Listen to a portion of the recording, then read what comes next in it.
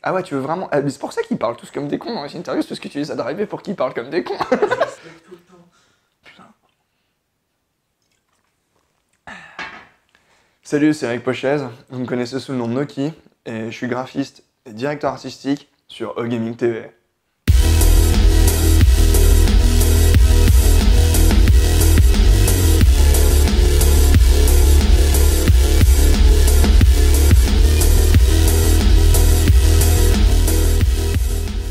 J'ai passé mon bac à Bayonne, bac ES.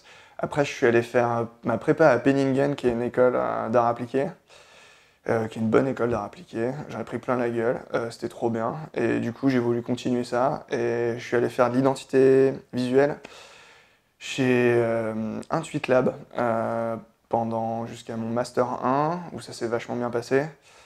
Et voilà, genre ça faisait 11 ans, enfin depuis que j'avais 11 ans que je savais ce que je voulais faire.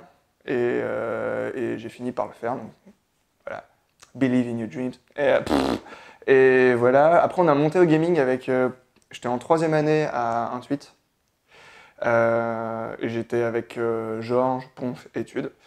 Un été, comme n'importe quel étudiant, tu te fais chier. Et du coup, je sais plus, c'est Études qui a trigger ça. Et fait, si on faisait des vidéos. Ponf, études est né, puis le gaming s'est enchaîné. Au bout d'1 an, je me suis dit, putain, si mon projet de fin d'études, c'était pas au gaming, gros branleur. Et non, en fait, on voulait essayer de mettre des parties de jeux vidéo dans des pubs, histoire de pouvoir faire exactement ce qu'on continuait dans la chambre, c'est-à-dire mater des parties de jeux vidéo et boire des bières.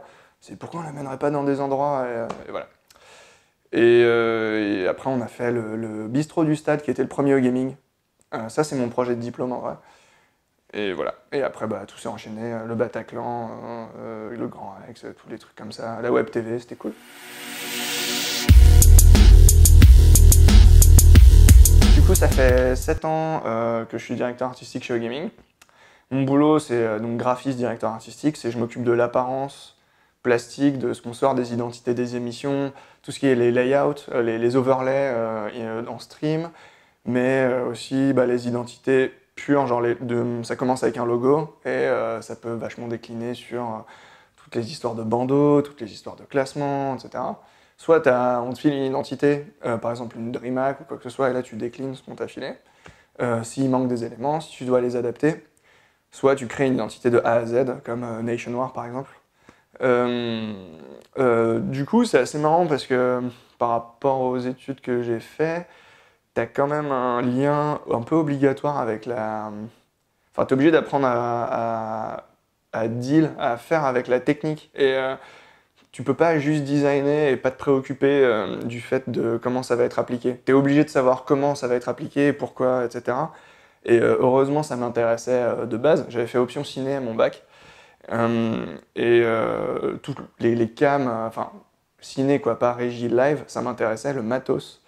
Et je pense que si ça t'intéresse pas et que tu veux complètement échapper à tout cet aspect-là, les mixeurs vidéo, les problématiques de format, d'images par seconde, de tous ces trucs-là, de couches que tu peux accumuler, bah tu peux pas vraiment être... Enfin tu seras juste, pas juste, mais tu seras purement graphiste et jamais vraiment DA dans l'audiovisuel live, parce que tu as besoin de connaître un minimum un peu tous ces process-là, sans quoi le delta entre ce que tu as imaginé pour ton identité et ce qui va arriver à l'écran, il sera trop gros.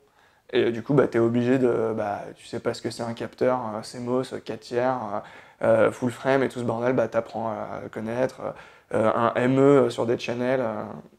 tous ces trucs-là, enfin sur un mixeur vidéo, tu apprends ce que c'est, les bitrates, le nombre de kilobits seconde, pourquoi ma vidéo elle est nulle alors qu'elle en stream, alors quand je la sors d'After Effects, c'est bien. En fait, c'est vraiment un métier où si tu veux, enfin, tu dois vraiment pas te cantonner juste à la suite Adobe, quoi. Alors, beaucoup de graphistes ou de designers font ça, et au papier et aux idées, mais tu as besoin de connaître vraiment un maximum d'autres trucs. Et c'est hyper excitant, c'est vraiment charmé, c'est pas du tout une contrainte, c'est juste un peu de danse, mais c'est vraiment marrant.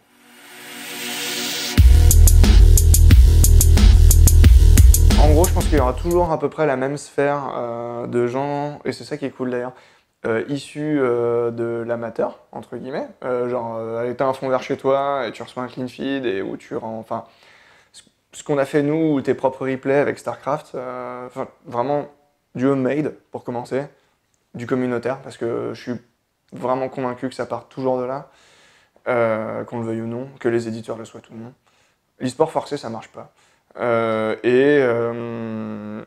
Et après, en face de ça, je pense que ce qui sera pro dans 5 ans sera vraiment bien plus pro qu'aujourd'hui.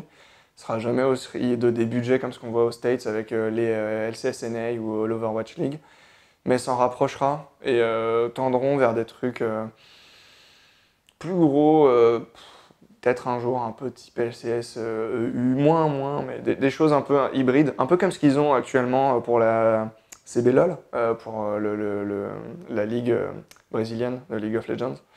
Ce genre de choses, plus clean, plus pro, on verra plus de... Concrètement, ce sera de plus beaux habillages, plus de plans grues, des trucs plus agréables à regarder, et voilà un meilleur show. Je pense que ce sera ça.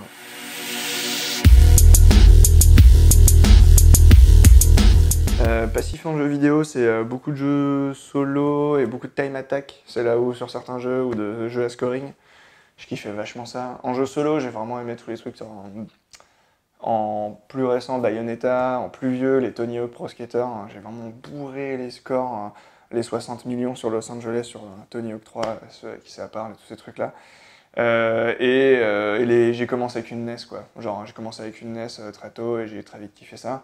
En jeu compétitif, je suis nul. Je suis pas bon à StarCraft, je suis pas merveilleux à Overwatch, mais c'est le jeu auquel je suis le moins nul compétitivement parlant.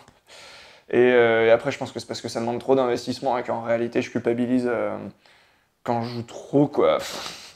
Je peux pas jouer En fait, je peux jouer 7 heures d'affilée, mais je peux pas jouer un mois 7 heures d'affilée, tu vois.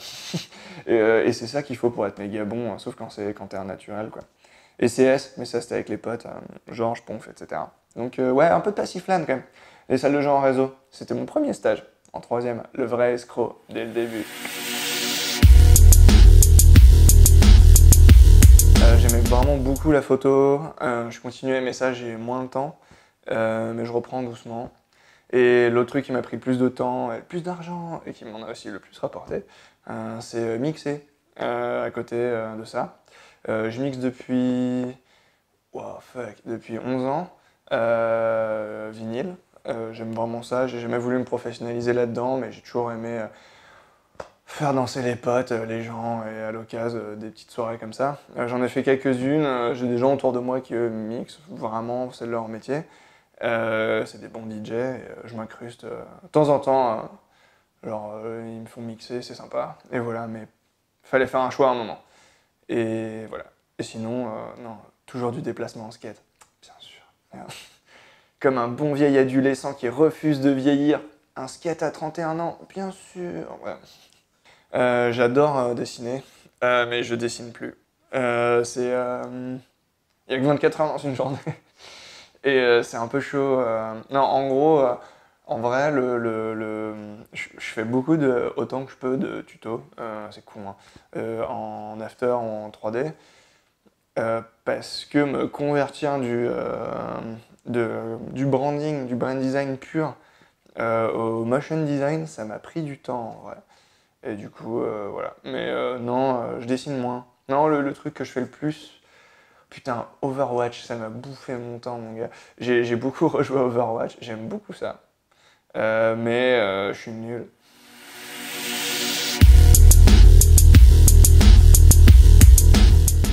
Est-ce que j'ai déjà parlé de Wipeout? Non, Non, vraiment le meilleur moment, c'est les Worlds 2015 à Pullman. Je sais que tout le monde va dire ça, ça va être chiant, mais bon.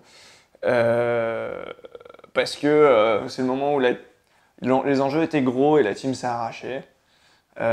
Aussi bien, aussi bien en régie que derrière le bar.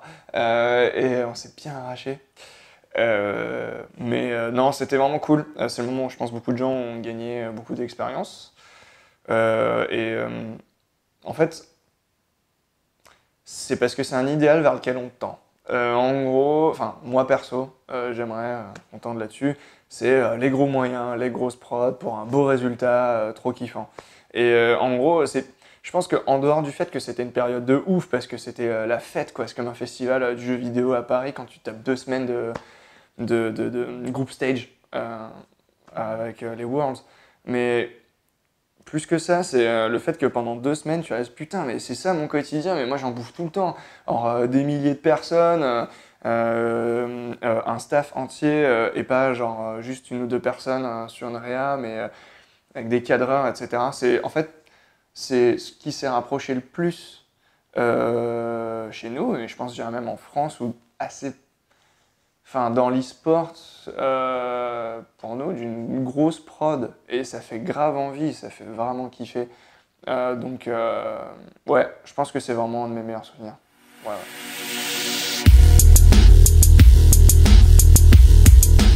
Mon pire souvenir, c'est la remballe de Nation War 2. C'était affreux, c'était long, c'était le bordel, et c'était des kilomètres et des kilomètres et des kilomètres de BNC n'importe comment. C'était une régie où après avoir passé ma journée à 50 degrés, j'allais pas laisser les potes sans aider à remballer. Où il y avait des intervenants externes qui ont bossé pour la première fois, qui étaient nuls à chier et qui savaient pas remballer une chaise gaming et qui les jetaient dans un camion en disant qu'il n'y avait plus de place après. Enfin, c'était vraiment que des problèmes à la con. Et, c'était vraiment de la merde. Vraiment, c'était le plus chiant. J'ai préféré largement la remballe d'un milliard d'autres events. Ouais, c'était juste trop lourd. Ouais.